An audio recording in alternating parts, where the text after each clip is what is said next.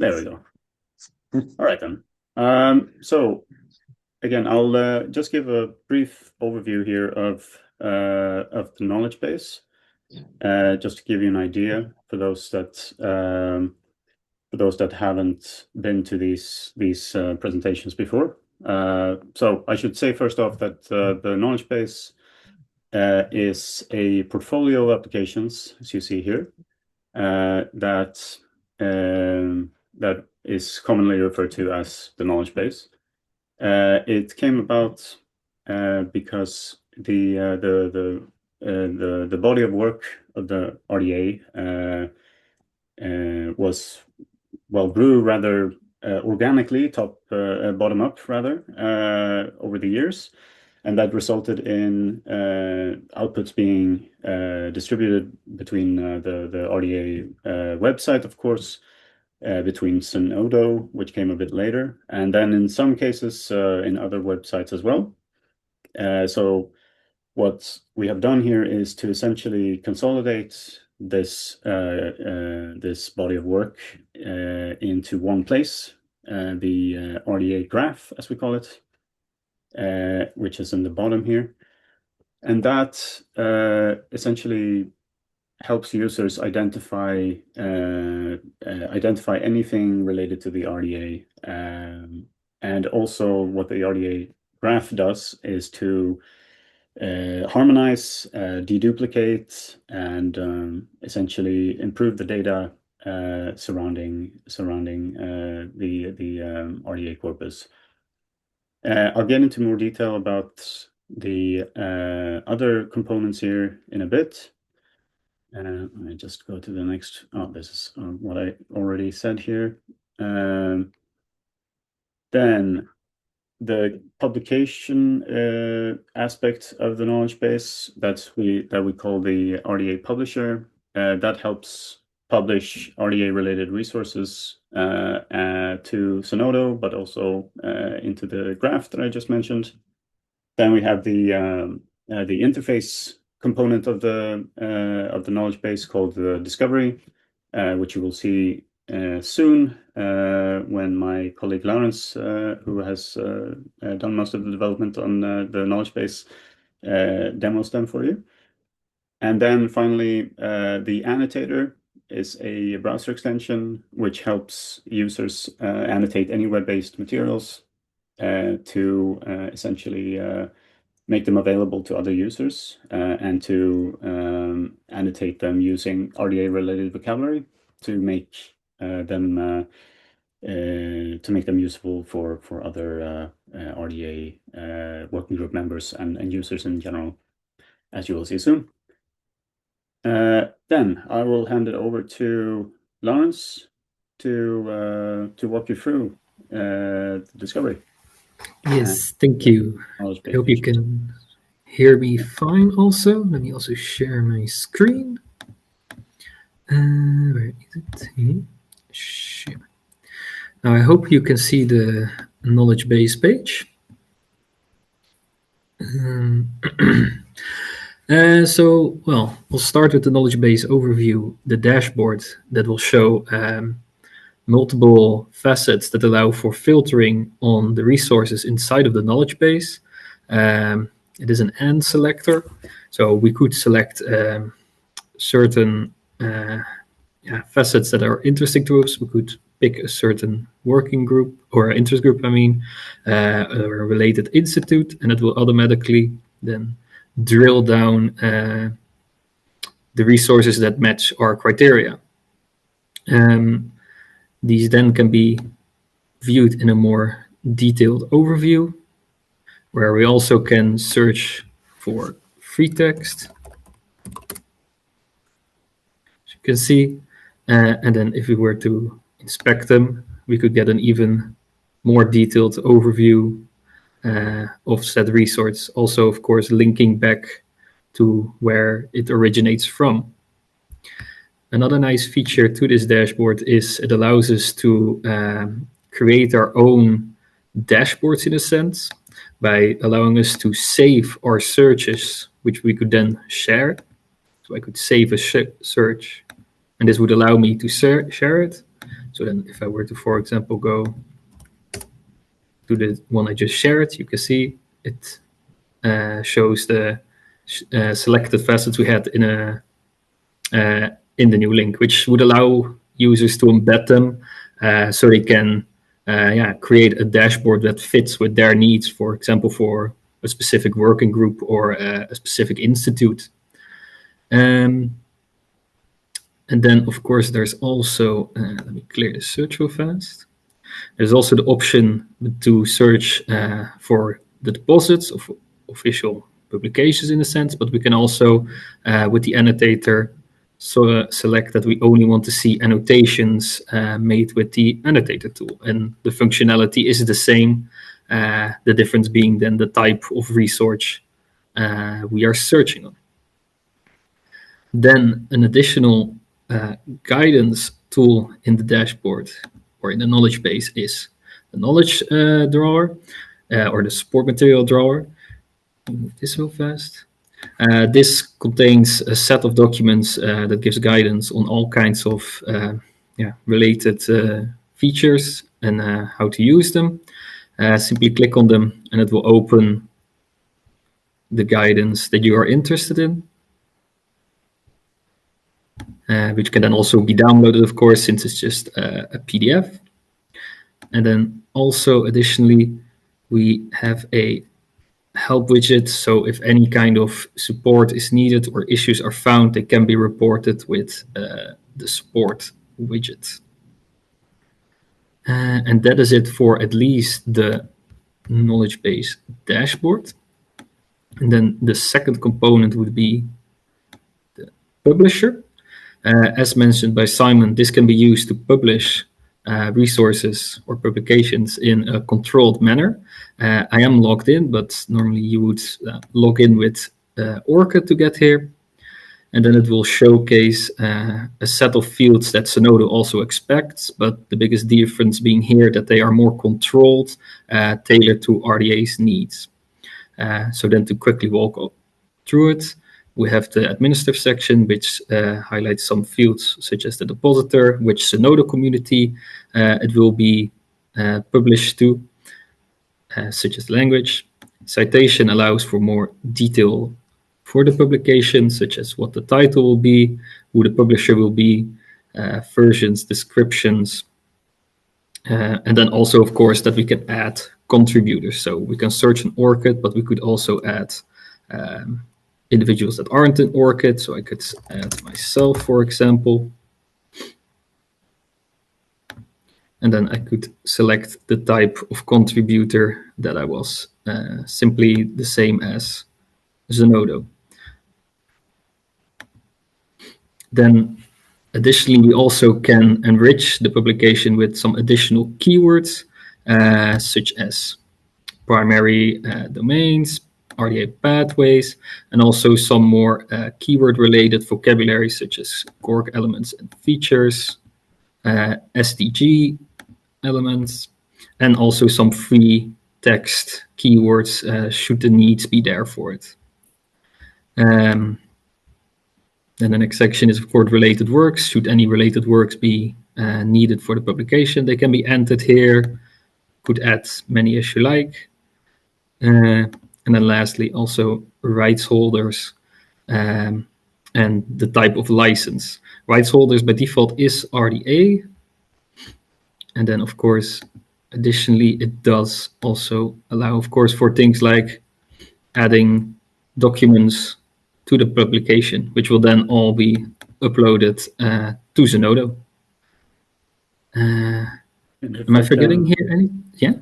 If I can just maybe clarify one thing for those of you that haven't seen this before, the aim here is really to make it easier to publish your materials to Zenodo, but also to make it so that everyone is using the same metadata, the same vocabularies, so to sort of avoid people using different versions of the same vocabulary, essentially, to harmonize that.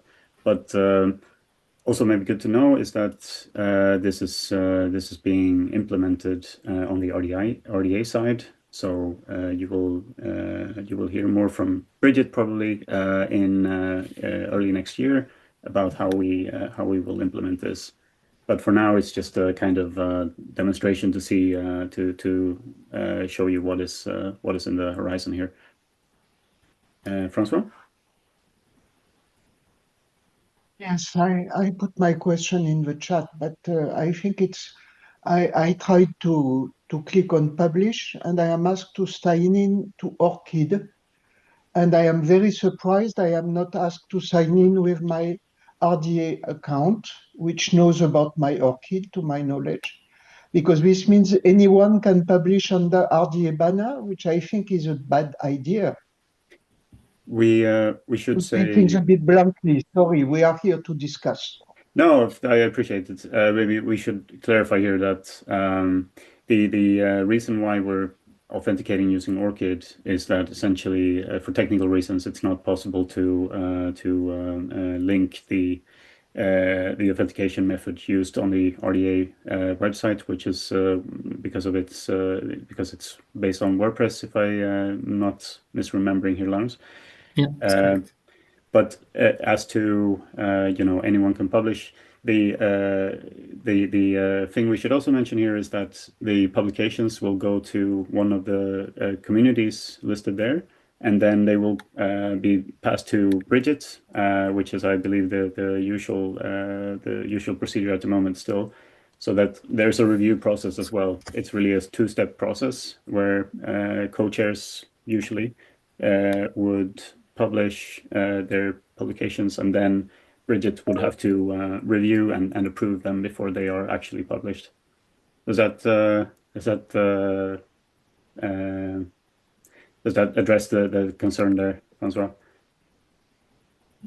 Yes, and I am wishing bon courage to Bridget for curation and acceptance and so on.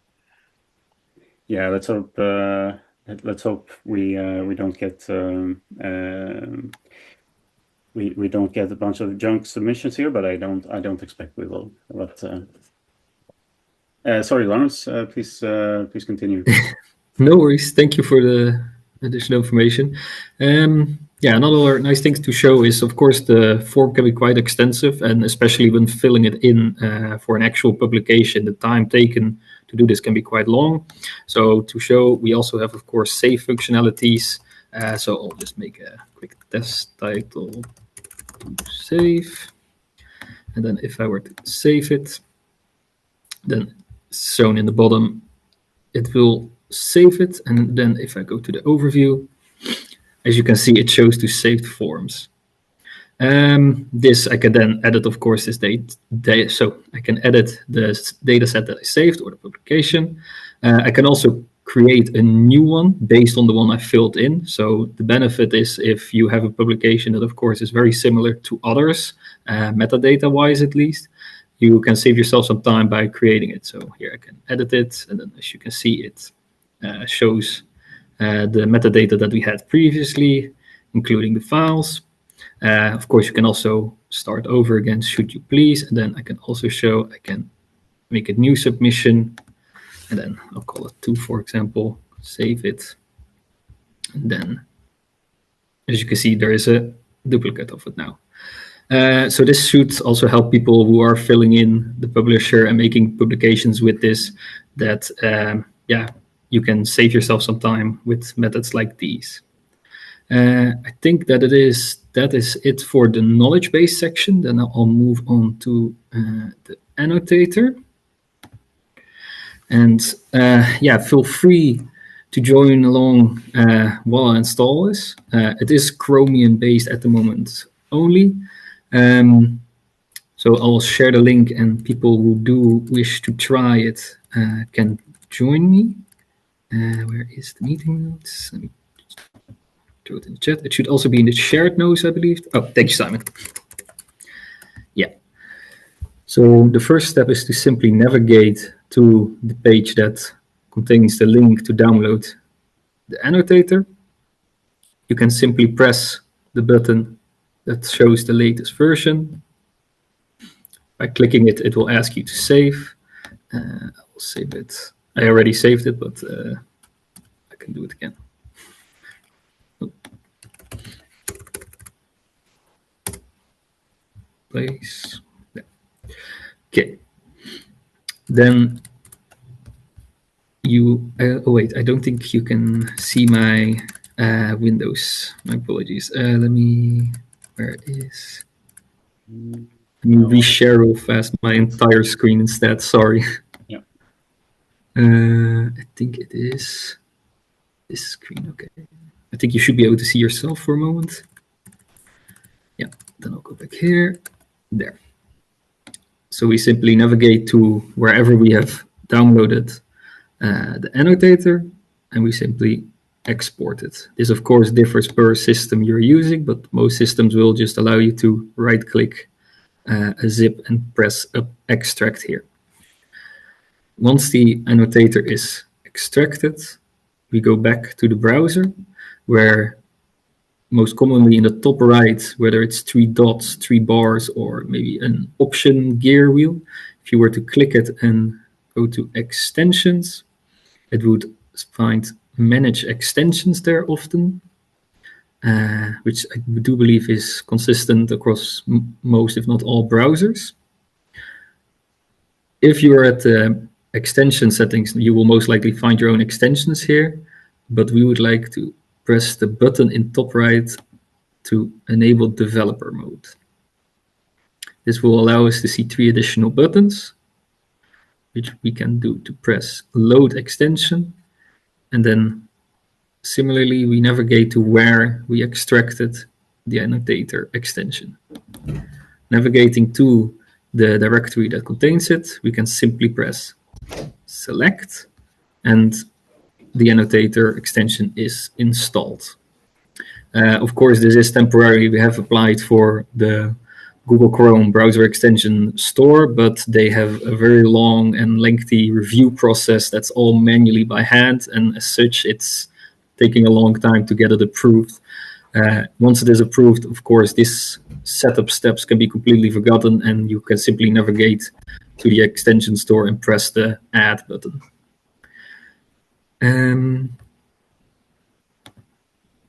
Of course, if you are struggling with this installation steps, you can also, again, navigate to the support section, which contains resources about also how to use the annotator and how to install it. Then let me now showcase the actual annotator. The recommended step is to click the puzzle piece in the top right. This should also be consistent with most, if not all, browsers. And then you can pin the extension. This will allow us to have a nice little badge of the annotator extension that we can simply click. And then once it loads, yeah, it will be shown and injected into the page that we can use it. We will be greeted with a simple introductory text plus some frequently asked questions. You can simply press start annotating, and this screen won't appear unless you navigate to it. The screen contains about 3 separate views: an annotations tab, which displays the actual annotations found on a page or a web resource that you're currently at by the URL. And of course, we can navigate back to about if we want to know more about certain frequently asked questions. More will be added in the future likely as well. And then lastly, login. Then to talk a bit about the login first, maybe. The login, we use, again, ORCID to authenticate against the annotator. This will allow us to not only link annotations to individuals, but also that you can track your own annotations as well, which ones you've made. So first I'll log in. Oh, I was already logged in ORCID, I see, but it will, once you press login, it will simply show you a pop-up of the ORCID login screen that will ask you to log in, and if you trust the annotator, to log in with.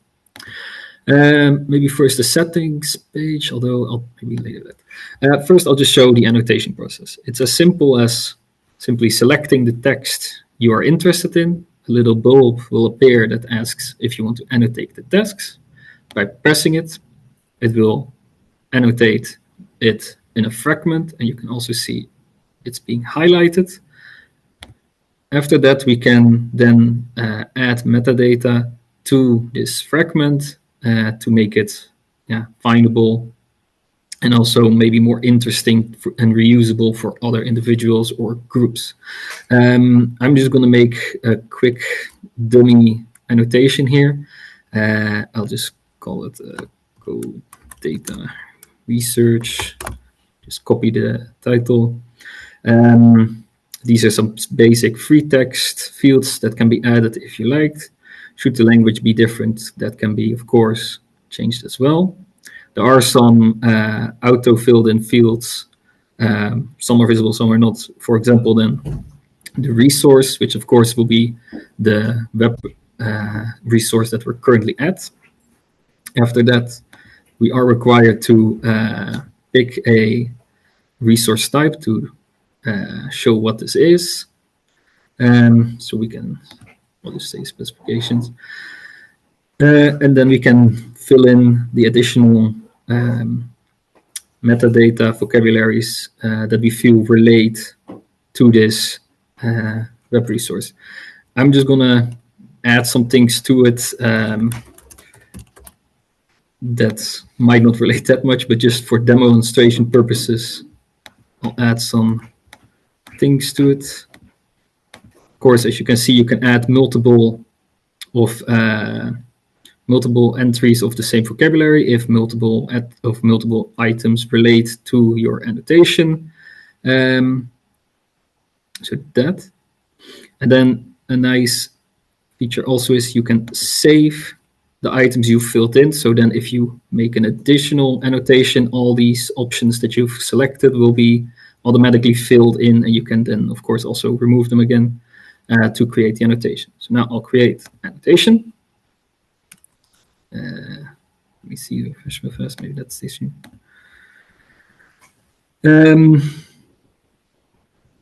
So here are the annotations that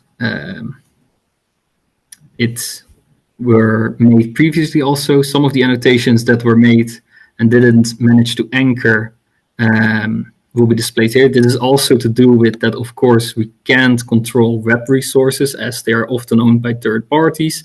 And as such, if they were to change the layout of their content, it will, of course, no longer relate to the proper annotation position that it finds. Once we found them, we can simply click them and inspect them as well with the vocabularies that we've added. For now, they're divided into RDA vocabularies that we are tailored to RDA, as well as additional vocabularies, like in this case, MOMSI. I didn't add any, but additional vocabularies can be added. This can also be altered if there's too many in the future. You can, of course, disable some of them. And then if you were to make another annotation, you can see the fields are no longer there. So it can restrict or constrain the amount of information that you might want or not want to fill in for annotations. As some of you might have seen, it's also very nice that if you make an annotation, it links back to the knowledge base, the one that I've just demonstrated. And for example, by clicking it, you can see it will direct me to the knowledge base detailed page that I've just shown, as well as refer back to where I made the annotation, what metadata was filled in as well. And then, of course, if I were to sort on it, and then I have to find it here.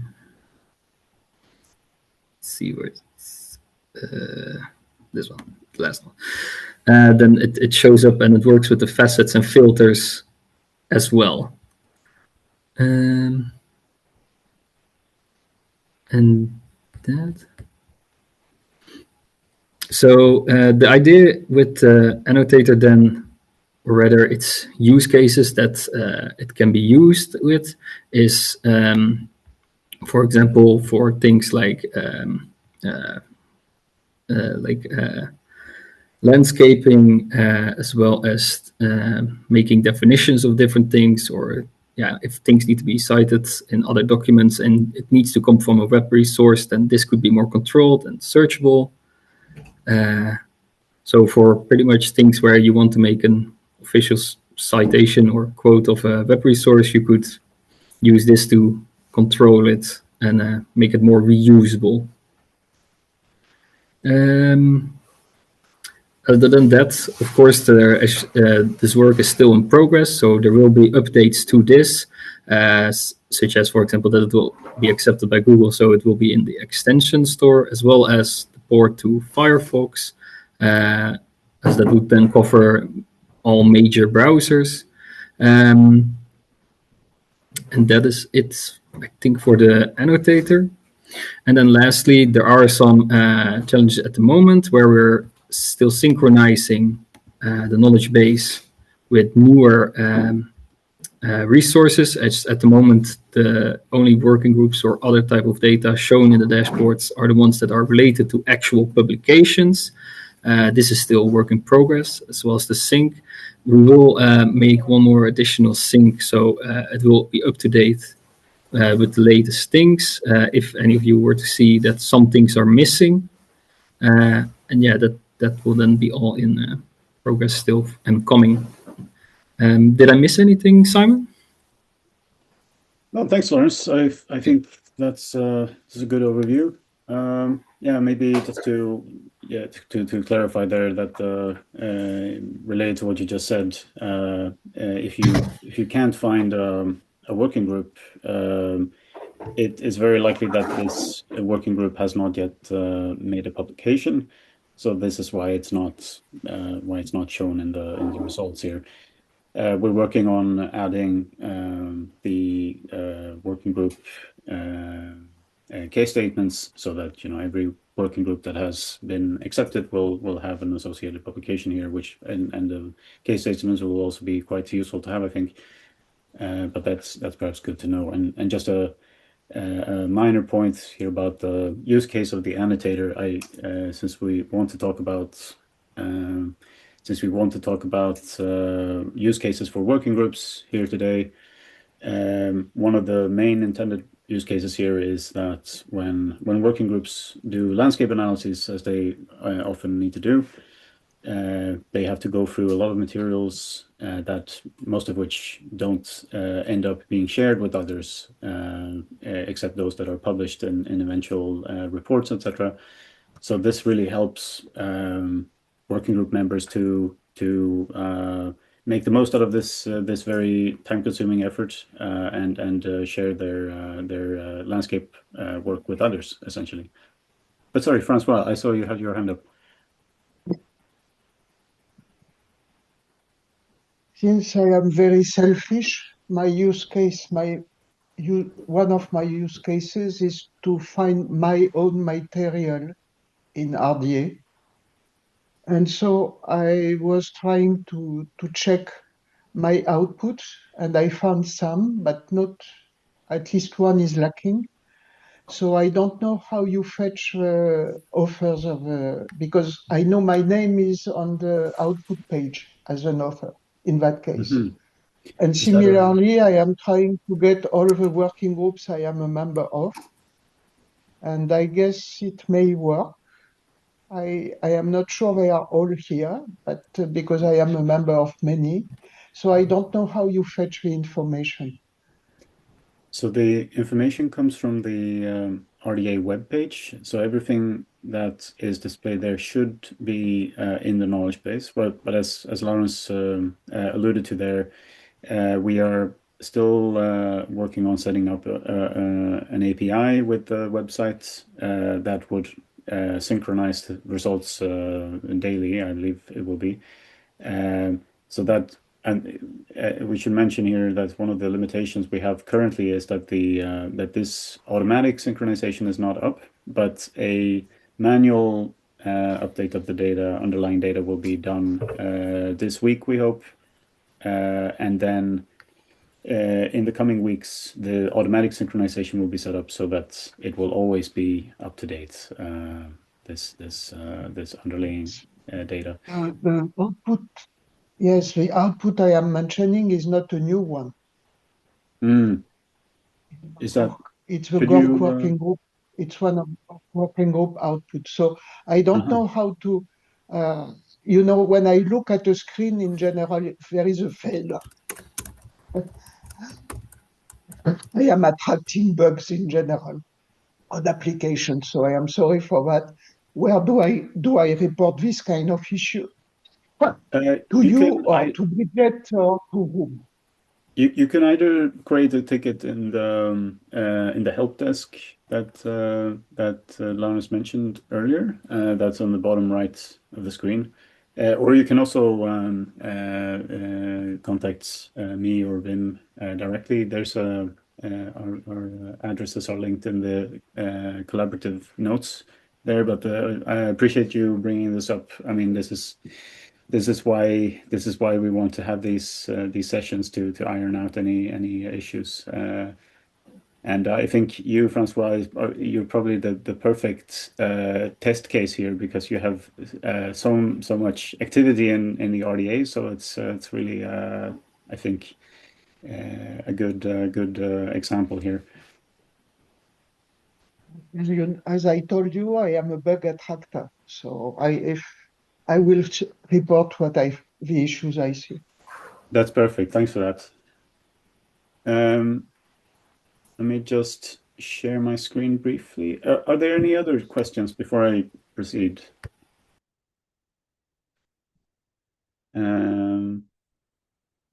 If not, then I think I will just turn off the recording here, so everyone feels comfortable, asking questions, turning their camera on. So I'll just stop that.